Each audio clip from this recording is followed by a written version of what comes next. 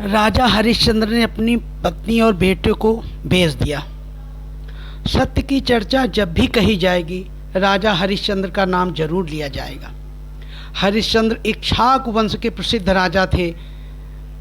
सपने में भी वे जो बात कह देते थे उसका पालन निश्चित रूप से करते थे। उनके राज्य में सर्वत्र सुख और शांति थी। उनकी पत्नी का नाम तारामती तथा पुत्र का नाम रोहिताश्व था। तारामती को कुछ लोग शैव्या भी कहते थे। महर्षि विश्वामित्र ने हरिश्चंद्र के सत्य की परीक्षा लेने का निश्चय किया। रात्रि में महाराजा हरिश्चंद्र ने स्वप्न में देखा कि कोई तेजस्वी ब्राह्मण राजभवन में आया है। उन्हें बड़े आदर से बैठाया गया तथा उनका यथेष्ट आदर सत्कार किया गया। महाराजा हरिश्चंद्र ने स्वप्न में ही इस ब्राह्मण को अपना राज्य दान में दे दिया। जगने पर महाराज इस स्वप्न को भूल गए। दूसरे दिन महर्षि विश्वामित्र उनके दरबार में आए। उन्होंने महाराज को स्वप्न में दिए गए दान की याद दिलाई। ध्यान करने पर महाराज को स्वप्न की सारी बातें याद आ गईं और उन्होंने इस बात को स्वीकार कर लिया।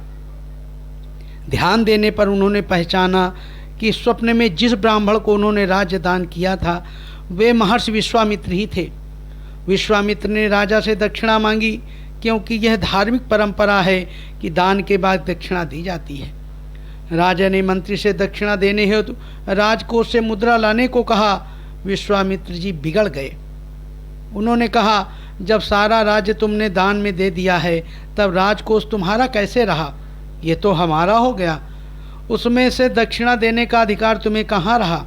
महाराजा हरिश्चंद्र सोचने लगे, विश्वामित्र जी की बात में सच्चाई थी, किंतु उन्हें दक्षिणा देना भी आवश्यक था। वे यह सोच ही रहे थे कि विश्वामित्र बोल पड़े, तुम हमारा समय व्यर्थ ही नष्ट कर रहे हो। तुम्हें यह दक्षिणा नहीं देनी है तो साफ साफ कह दो। मैं दक्षिणा नहीं दे सकता। दान देकर दक्षिणा देने में आनाकानी करते हो। मैं तुम्हें साफ दे दूंगा। हरिश्चंद्र विश्वामित्र जी की बातों को सुनकर दुखी हो गए। वे अधर्म से डरते थे। वे बोले, भगवान, मैं ऐसा कैसे कर सकता हूँ? आप जैसे महर्षि को दान देकर दक्षिणा कैसे रोकी जा सकती है? राजमहल कोष सब आपका हो गया। आप मुझे थोड़ा समय दीजिए ताकि मैं आपकी दक्षिणा का प्रबंध कर सकूं। विश्वामित्र जी ने समय तो दे दिया, किंतु चेतावनी भी दी कि यदि समय पर दक्षिणा ना मिली तो वे शाप देकर भस्म कर देंगे। राजा को भस्म होने का भय तो नहीं था, किंतु समय से दक्षिणा न चुका पाने पर अपने अपयश का भय अवश्य था। उनके पास जब एक मात्र उपाय था कि वे स्वयं को बेचकर दक्षिणा चुका दें। उन दिनों मनुष्यों को पशुओं की भांति बेचा खरीदा जाता था। राजा ने स्वयं को काशी में बेचने का निश्चय किया। वे अपना राज्य विश्वामित्र को सौंपकर अपनी पत्नी व पुत्र को लेकर काशी चले आए। काशी में राजा हरिश्चंद्र ने कई स्थलों पर स्वयं को बेचने का प्रयत्न किया, पर सफलता न मिली। सायंकाल तक राजा को शमशान घाट के मालिक डोम ने खरीदा। राजा अपनी रानी व पुत्र से अलग हो गए। रानी तारामती को एक साहूकार के यहाँ घरेलू कामकाज करने को मिला और राजा को मरघट की रखवाली का काम।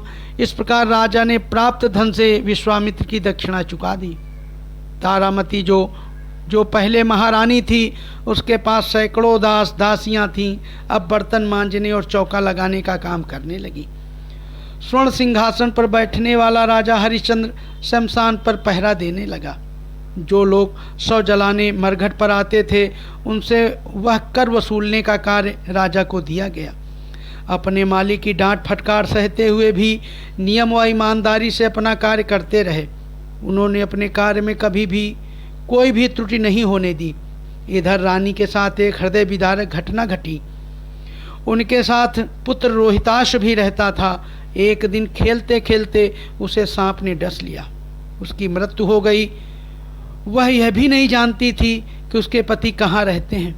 पहले से ही विपत्ति झेलती हुई तारामती पर यह दुख वज्र की भांति आ गिरा। उसके पास कफन तक के लिए पैसे नहीं थे। वह रोती बिलखती किसी प्रकार अपने पुत्र के शव को गोद में उठाकर अंतिम संस्कार के लिए शमशान ले गई। रात का समय था। सारा शमशान सन्नाटे में डूबा था। एक दो शव जल रहे थे। उसी समय पुत्र का शव लिए रानी भी शमशान पर पहुंची। हरिश्चंद्र ने तारामती से शमशान का कर मांगा।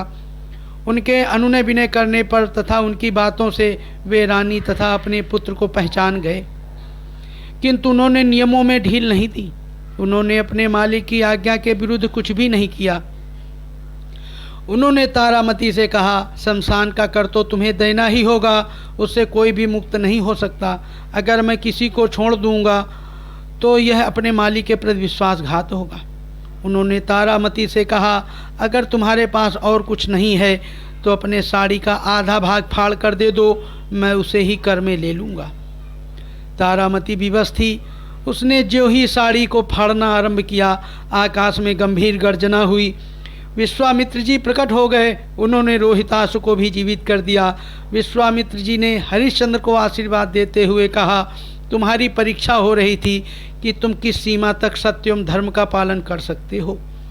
यह कहते हुए विश्वामित्र ने उन्हें उनका राज्य ज्यों का त्यों लौटा दिया।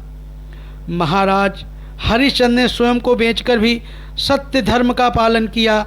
यह सत्य एवं धर्म के पालन का एक बेमिसाल उदाहरण है।